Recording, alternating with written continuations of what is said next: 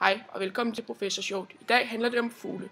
Vi vil gerne vise jer en masse spændende ting om forskellige fugle og hvordan de lever. Velkommen til Rikker og Martins fugleshow.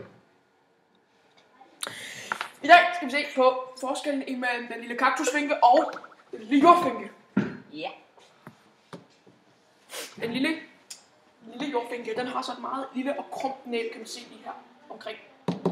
Fordi den lever i skove, hvor den lever af bær og kogler og lignende. Hvad med kaktus?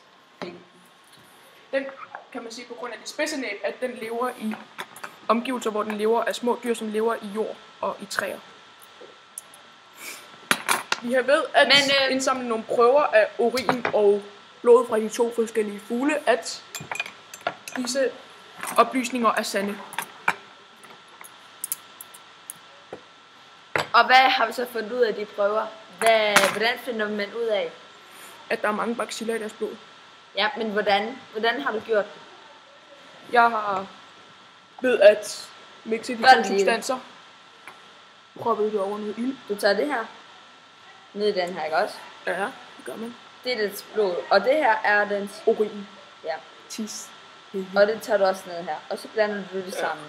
Så mixer man det faktisk helt vildt hårdt. Ja, så mixer det helt vildt hårdt, så officeren også kan se det. Op. Og så prøver man det over en lille smule ild i et par timers tid.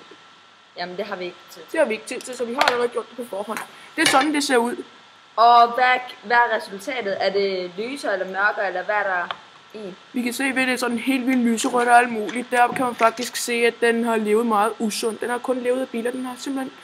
Den er cirka 3 år gammel. Og ja, skal lige huske, røgen er meget vigtig. Røgen er faktisk ekstremt vigtig.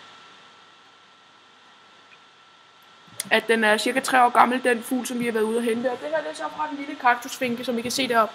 Den har levet meget usundt. Den har nemlig ikke spist ret mange bær og kogler, som rent faktisk skal. Hvad med den lille jordfinke? Hvad med den? Den har vi 2 andre prøver af. Ja, vi kunne ikke rigtig få noget blod fra den, fordi at den flyver for hurtigt. Den er meget. Og det var Rikke og Martins. Jeg vil lige vise jer et klip, hvor at den stærkeste fugl vinder. Det er min mad. Nej, det er min.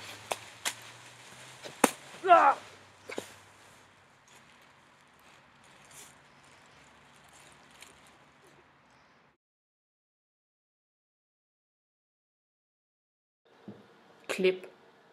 Ej, men seriøst,